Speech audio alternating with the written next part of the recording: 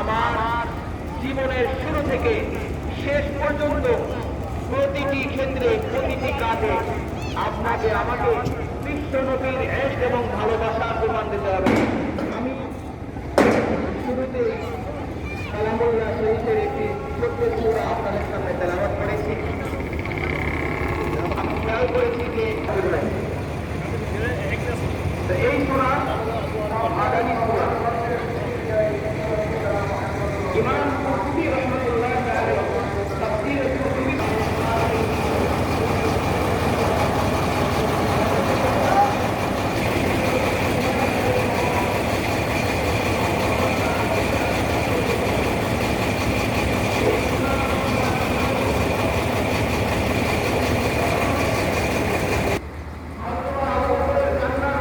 আপনারা কালকে আমি কয়বার করে ডাকলাম, আপনি আমার ডাকি বললেন না।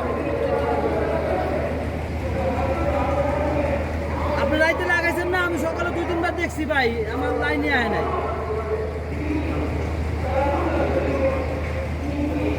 বুঝলাম না ভাই।